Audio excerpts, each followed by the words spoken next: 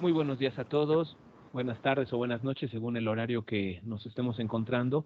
Bienvenidos al episodio número 4 de Revoluciones Epistémicas, que ahora tiene por título Retos y desafíos desde la complejidad en la investigación. Pues nos encontramos el día de hoy aquí nuevamente con mi amiga y colega, la doctora Virginia Gonfiantini, que se encuentra desde Argentina. Yo soy Roberto Rivera, que nos encontramos desde México, y vamos a comenzar con esta pequeña e interesante tertulia. Bueno, pues Virginia, si quieres abrir con el primer comentario para que yo te siga. Bueno, buenos días, buenas tardes, buenas noches a todos los que nos vienen siguiendo en esta propuesta que mensualmente les estamos haciendo llegar, reflexiones que nos parecen interesantes que se puedan socializar. Bueno, este mes, en el mes de agosto, vamos a estar hablando desde la complejidad, cuáles son los retos y los desafíos para la investigación. La investigación y lo metodológico siempre fue algo bastante complicado dentro de la formación universitaria y posuniversitaria de cualquier persona. Con Roberto nosotros hace muchos años que nos conocemos y nos conocimos justamente siendo docentes y tutores en posgrado, en postdoctorados, en doctorados y en maestría.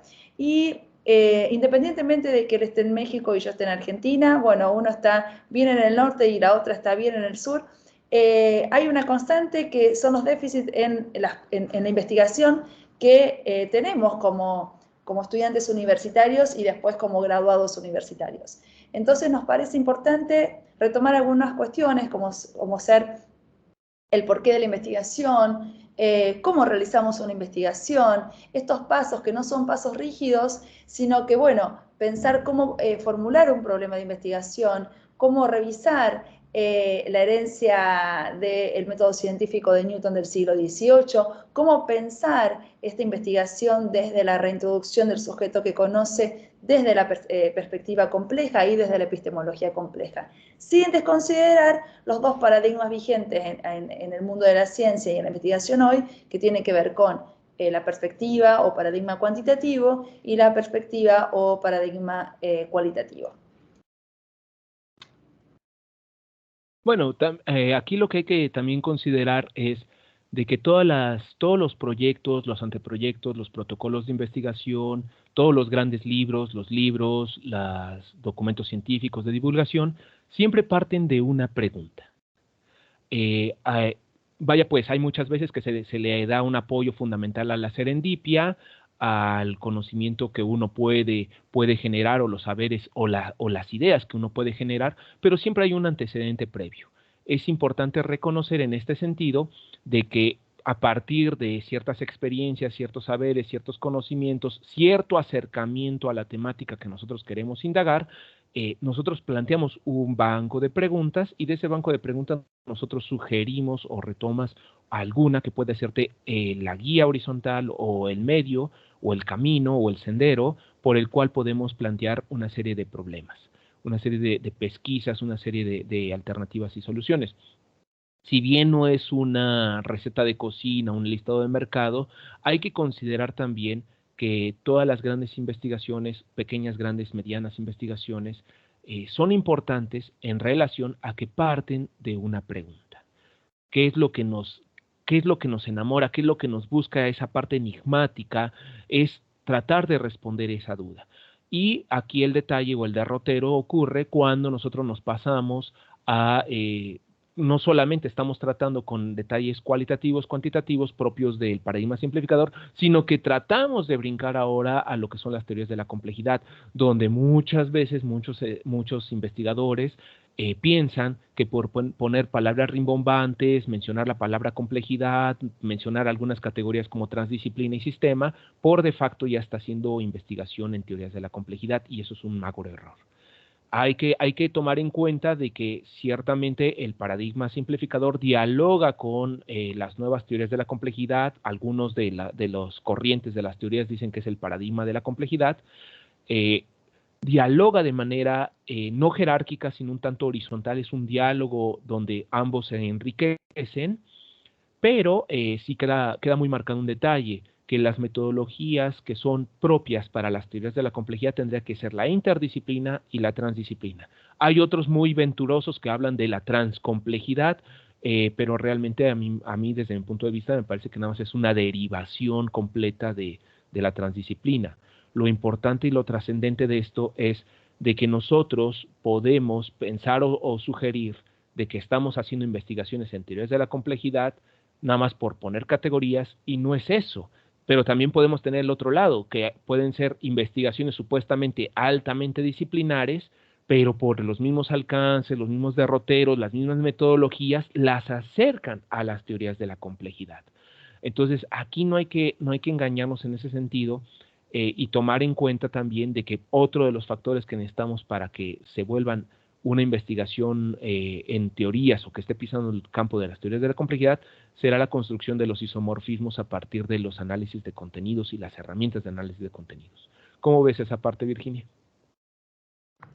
Bueno, la veo muy bien. La idea de este conversatorio, para todos los que nos están escuchando, es ir a contrapelo, por supuesto. No vamos a hacer más de lo mismo de lo que anda circulando. Para eso están los grandes popes sobre investigación y metodología de la investigación que a lo largo de toda su vida han escrito y tienen cápsulas informativas en YouTube, que las cuales son válidas y podemos ir a consultar. No es el objeto de este conversatorio enseñar o plantear cómo se hace una investigación, sino pensarlo desde las rupturas, desde justamente estos desafíos.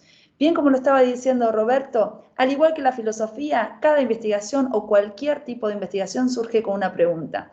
Esta pregunta es la que moviliza el pensamiento, es la que moviliza la duda, es la que moviliza esta búsqueda, este camino que uno empieza a trazarse y a recorrer, retomando qué cosas, retomando qué cosas. Un constructo que tiene que ver con un estado del arte, saber qué se sabe acerca de lo que yo quiero investigar, formular un problema con sus objetivos, un constructo teórico que tiene que ver con cuáles son los marcos referenciales teóricos, epistémicos que nosotros vamos a utilizar desde el diálogo de saberes para poder abordar a esta problemática, este recorte de la realidad, cuya respuesta no tiene que ser ni por sí ni por no, sino que tiene que ser a posteriori la construcción de una investigación, y cuál es la metodología. Y acá tenemos que hacer una salvedad, porque no es lo mismo método, métodos o construcción metodológica. No es una cuestión de nomenclatura, sino que es una cuestión epistémica. Y sí tenemos que considerar que cada decisión o cada paso que nosotros estemos dando en una investigación, ya sea qué autor, qué escuela, qué marco teórico estamos utilizando, desde qué lugar pensamos los instrumentos de recolección de datos, desde qué lugar pensamos las diferentes metodologías que nosotros podemos utilizar o poner en juego en la investigación, tenemos que considerar que es una toma de decisión. La investigación es continuamente una toma de decisión, porque optamos por una cosa y dejamos de lado otra cosa. Y esa toma de decisión, primero que tiene que ser coherente. Segundo, tiene que estar planteada en esta condición posmoderna y en este siglo XXI desde el diálogo de saberes, desde el lugar que Roberto estaba planteando, desde una figura epistémica que tiene que ver con lo disciplinar, pero no solamente, porque hoy no es suficiente lo disciplinar, sino que tenemos que ir a buscar elementos en una construcción epistémica interdisciplinaria y en una cuestión epistémica transdisciplinaria. Entonces, todos los que hacemos investigación, siempre que estamos investigando, toda nuestra praxis tiene que ver con una toma de posición en coherencia con algo y en detrimento con otra cosa. Sí, completamente de acuerdo. Aquí en la cuestión de las tomas de la decisión también tenemos que ver qué autores son los que vamos a recuperar, en qué condiciones los vamos a recuperar, pero no se trata nada más, como bien lo está señalando Virginia, de vamos a hacer un rompecabezas, un PRUSI de autores, de que todos concuerdan, todos son amigos y demás, sino que también hay que dar cuenta de las contradicciones teóricas, las contradicciones metodológicas y las contradicciones epistémicas. Y aparte resolverlas, que eso es lo más importante, o sugerir una propuesta de resolución, porque si no se va a traducir en todas las piezas cuadran, cual reloj suizo, aprovechando que el papá de Virginia era relojero, todas las piezas cuadran, cual reloj suizo, y todo funciona muy bonito y seguimos coherente. Entonces, ¿dónde está el debate? ¿Dónde están las revoluciones epistémicas que se esperan? ¿Dónde está dónde está esa confrontación paradigmática esperada en cualquier nivel de investigación. De ahí que el quien se anime a publicar algún artículo, sea de divulgación, de difusión, científico, siempre tiene que ir con la mente de tomar decisiones de qué es lo que va a aportar. Porque si va a ser nada más repetir lo que otros ya como mencionó Virginia, si va a ser repetir lo que otros ya dijeron, nada más con otras palabras, o parafraseando a fulano o sutano, pues entonces, ¿dónde está nuestro criterio? ¿Dónde está la parte de la libertad que tanto nos dice Kant sobre la libertad y la responsabilidad del libre pensamiento, ¿no? La investigación nos invita a eso. También nos invita a partir de este diálogo de saberes, de esta ecología de saberes, de estos marcos epistémicos comunes, precisamente a generar esas confrontaciones de marcos teóricos, marcos epistémicos, y tomar la debida decisión de si nos acogemos o no a una metodología transdisciplinaria, polidisciplinar, multidisciplinar, que muchas veces la misma investigación por sus propias condiciones nos va diciendo también, estas son las opciones. El detalle y el derrotero es cuál vamos a escoger y con qué fines. Esa sería mi parte. Exactamente. A ver, y retomando un poco la idea que había quedado inconclusa de mi intervención anterior, no es una cuestión de nomenclatura, sino que es una cuestión epistémica, la decisión de pensar una investigación con un método, con varios métodos, o sea, metodologías, o desde una construcción metodológica. Vamos a detenernos brevemente en cada una de las opciones, que todas son válidas, pero lo que nosotros tenemos que saber es que cuando nosotros estamos investigando, tenemos que tener una coherencia epistémica. Y dependiendo desde la epistemología en donde nosotros nos estemos parando, vamos a tener más posibilidad de diálogos, debates o no. Entonces, esa es la propuesta que en pleno siglo XX lo hizo la teoría crítica, la Escuela de Frankfurt, pero que lo retoma con mucha más importancia las teorías de la complejidad, porque si ustedes nos están siguiendo en la web, saben que la complejidad es una teoría de conocimiento. Nos habla de epistemología. Es un marco cosmovisivo que nos habla acerca de cómo yo me relaciono con el conocimiento y con el mundo. Entonces, el primero que empieza a hablar de método es Descartes en su discurso del método. Descartes, en el siglo XVII, en su discurso del método, nos da pasos rígidos a seguir para poder conocer clara y distintamente la idea. Nosotros ya lo hemos conversado en otro momento, que era fiel al espíritu universal, al espíritu objetivante, al espíritu homogeneizante de la época del siglo XVII, de la modernidad clásica. Es un pensamiento de ruptura con respecto al modelo anterior que venía del dogmatismo cristiano y de una revelación divina con respecto a los pocos que podían llegar a acceder al conocimiento con las vetas religiosas que ese conocimiento tenía, por supuesto.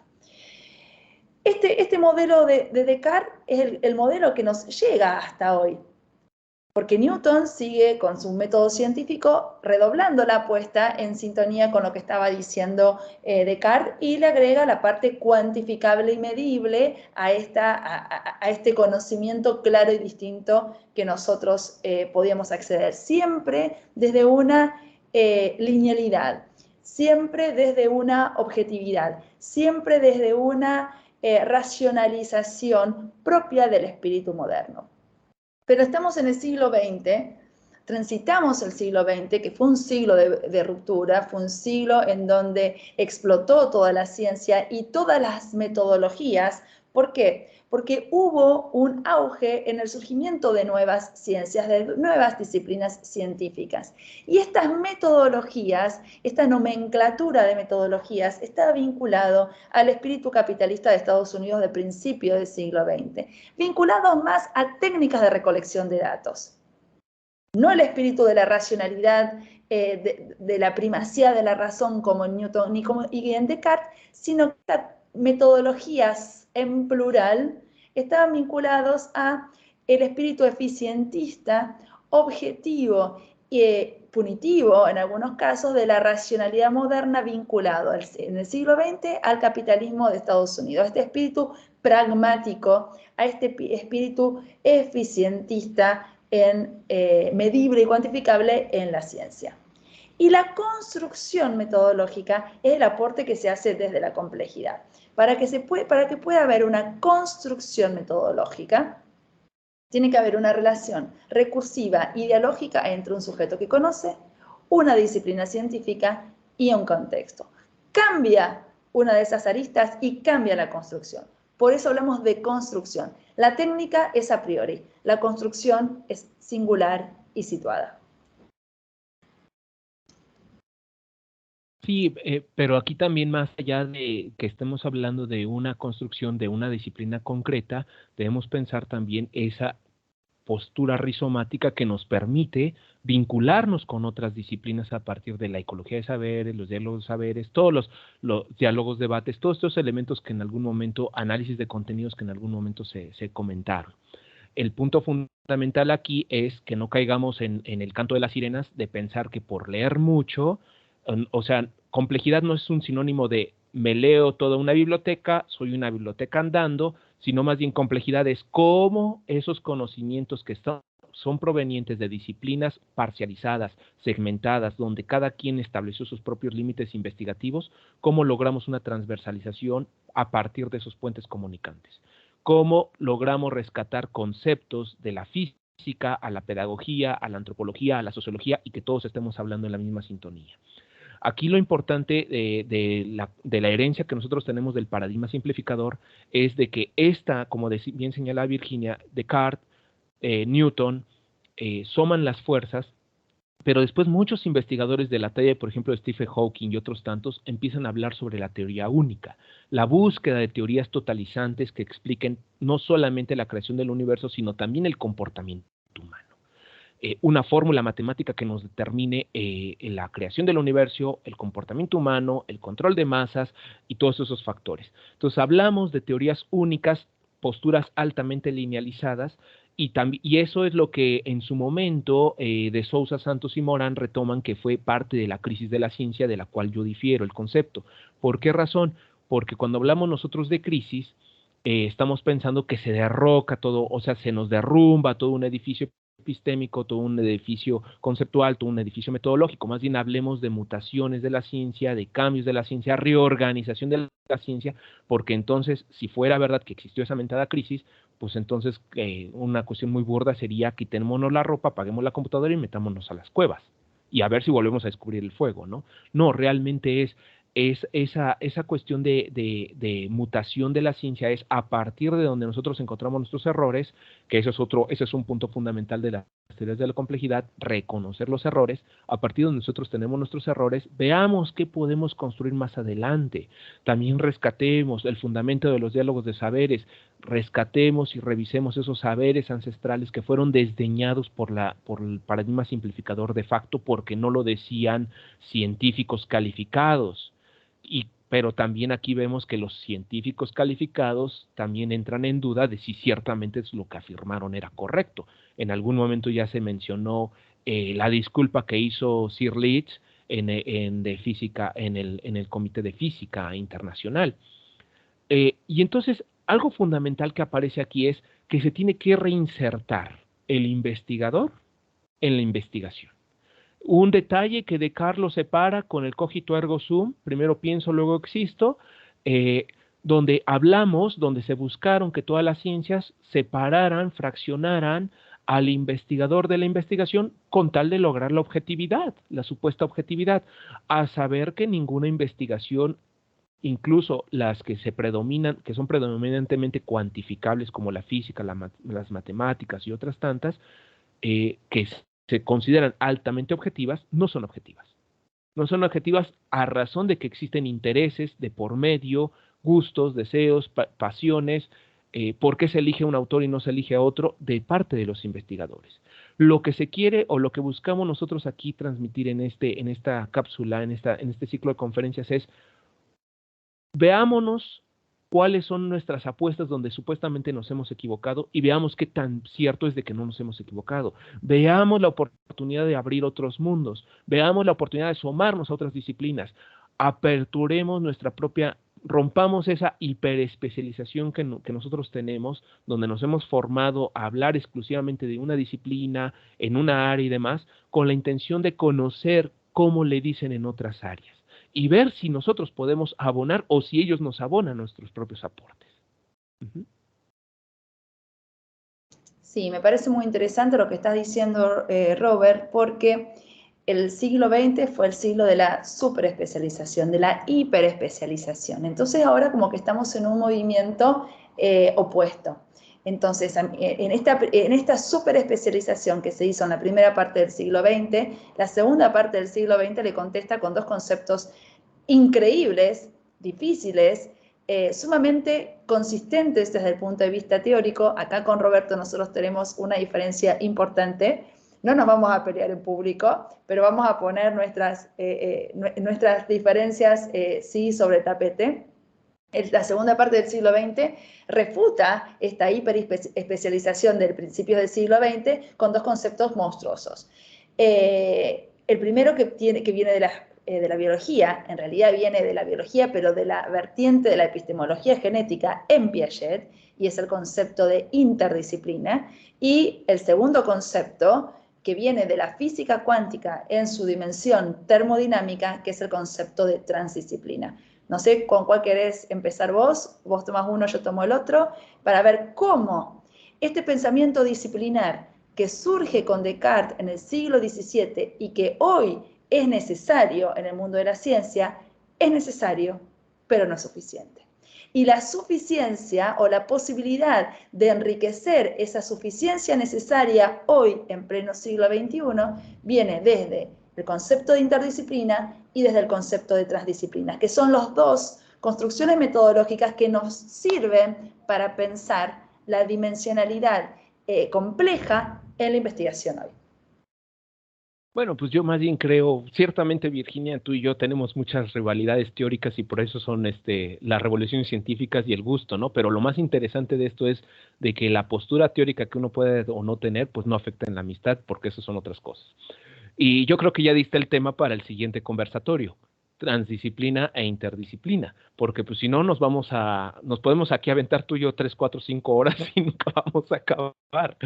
No, me parece más bien lo importante y lo trascendente ya para ir cerrando por cuestión también de la audiencia, es que hay que reconocer y retomar que no porque se esté investigando en teorías de la complejidad, está por encima de un paradigma simplificador, de la formación disciplinar, puesto que la formación disciplinar ha demostrado sus frutos por más de un siglo, en sus condiciones, con los errores, con los aciertos y demás. El detalle que tiene, como bien lo señalas, es de que llega un momento que la realidad inmediata ya no se ajusta a los cánones que los mismos parámetros del paradigma simplificador ponen todas las disciplinas y se ve necesario un diálogo horizontal y no jerárquico entre ellas. El problema radica y el problema aquí está fuerte. ¿Por qué? Porque como estamos tratando con seres humanos, entonces, ¿qué obliga a un estudiante, a un investigador de las ciencias sociales, a platicar con alguien de las ciencias cuantificables o predominantemente matematizables en horizontalidad? Y si los dos van a aceptar esa horizontalidad, o sea, generalmente, de hecho, generalmente en México, particularmente más bien, en México las materias que son cuantificables son las primeras que se dan y las ciencias sociales y humanas son las últimas que se dan en el día, ¿no? En las escuelas normales, en una escuela pública, privada de formación general. Entonces, Esa es una herencia del modelo pedagógico comeniano también del siglo XVII, ese claro, control, esa objetivación, esa fragmentación. sí, o sea, pero aquí lo que yo quiero señalar es de que existe una jerarquía, ¿no? O sea, ¿por qué no se podría poner unas materias de ciencias sociales en primeras horas? Ah, porque supuestamente como son más fáciles, entonces pues esas las dejan al último, ¿no? Ah, supuestamente porque pues son poco productivas, pues las dejas al final, ¿no? Cuando realmente pues no existe ninguna investigación que sea ajena a un humano, que no existe ninguna investigación que sea ajena a esos intereses. Y al que dude eso, pues nada más reflexione sobre el comentario que hizo Oppenheimer después de que soltó la bomba atómica, ¿no? ¿Por qué no tuvimos la bomba atómica cuando estaba la Alemania nazi para echársela a Berlín, ¿no? O sea, hay un interés de por medio. Y si todavía dudan de eso, entonces, ¿por qué de Cruz, que es un idealista comunista y que es el segundo al mando en el proyecto Manhattan, por qué le pasa los planos a la Unión Soviética? Pues porque había intereses de por medio, ¿no? Entonces, a mí me parece que por ahí vamos. Ciertamente lo que yo creo que se debe quedar aquí en el tintero, en el debate para el siguiente, es la distinción entre interdisciplina, transdisciplina, pero para fines de ir cerrando este conversatorio, yo diría que hay que tomar en cuenta la metódica, que es la duda metódica que nos hereda Descartes, que sigue vigente en la actualidad y que algunos teóricos de la complejidad dicen que ya no es pertinente. Eso también es parte del debate para la siguiente. Y también que la metodología no es una receta, pero que sí tenemos la oportunidad de brincar y asomarnos a otros universos, siempre y cuando tengamos cuidado de no caer en el relativismo epistémico. Sí, me parece muy interesante. A mí lo que me resta decir como para cerrar la idea, bueno, ya tenemos el conversatorio del mes de septiembre, algo así como de disciplinas, interdisciplinas y transdisciplinas, entonces vamos a ver los constructos teóricos de cada uno de ellos. En realidad todas conviven en simultáneo, porque si nosotros no tenemos una base disciplinar, no podemos hablar ni de interdisciplinas ni de transdisciplinas. La cuestión es desde qué lugar nosotros abordamos para que se siga pensando en fragmentación o en totalidades absolutas, o desde el diálogo de saberes, la argumentación y cuestionamiento que posibilite las construcciones epistémicas nuevas. Sí me parece importante concluir diciendo de que la investigación es una construcción. La investigación debería construir una dimensión nueva o una epistemología nueva o una vertiente nueva sobre el recorte del universo que nosotros estamos investigando. Que la investigación es, desde el inicio y el fin, una toma de decisión constante, que no hay investigaciones puras hoy, por supuesto. Entonces, sí hay una base epistémica de la cual nosotros nos paramos para mirar a la realidad, pero en algún momento vamos a ser más cualitativos, en algunos momentos tenemos que cuantificar una información, pero después la analizamos desde el punto de vista de la cualificación y la complejidad. Que el que investiga es un sujeto que muchas veces investiga a otros sujetos objetos y que desde el lugar que se posicione ese sujeto va a poder interpretar, analizar, describir y construir una alteridad frente a esta realidad. Entonces, ese es el concepto que desde la complejidad nosotros queríamos dejarles hoy a ustedes. Es decir, la investigación, los retos de la investigación tienen que ser siempre una construcción de un conocimiento nuevo. Que ese conocimiento nuevo, visto desde la complejidad, tiene que estar entramado, tiene que estar recursado, tiene que estar dialogizado. ¿Desde qué lugar? Desde otros conocimientos y desde sujetos que abordan ese diálogo de saberes y diálogos epistémicos.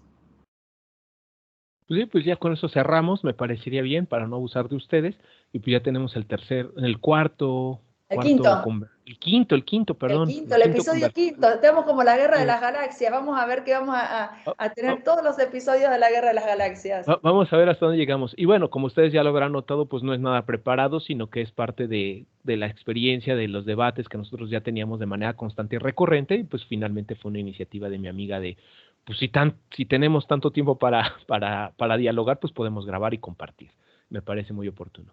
Bueno, pues entonces nos vamos al quinto, y pues un gusto saludarles. Virginia, siempre un placer verte, mandarle un beso por allá a todos, a la familia, y pues muchas gracias a la audiencia que nos acompaña y que nos puede brindar sus comentarios. Gracias, Robert, a vos por la buena onda y por la posibilidad. Como bien lo dijo Roberto, esto nació de entre casa. Nos encontramos una vez a la semana, él con su café y yo con mis mates. Y bueno, nos pareció importante que esto de entre casa y entre amigos a lo mejor sirve o a lo mejor no sirve, pero la idea es compartir el conocimiento. El conocimiento es como la vela, uno no enciende una vela para dejarlo debajo de la cama, sino que uno enciende una vela para que ilumine todo el ambiente. Así que si nosotros podemos iluminar los ambientes de otras personas, bienvenido sea. Así que los esperamos el próximo mes, en septiembre, con el quinto episodio de disciplinas, interdisciplinas y transdisciplinas. Espero que los disfruten tanto como nosotros. Les mandamos un beso grande a todos y gracias por estar del otro lado.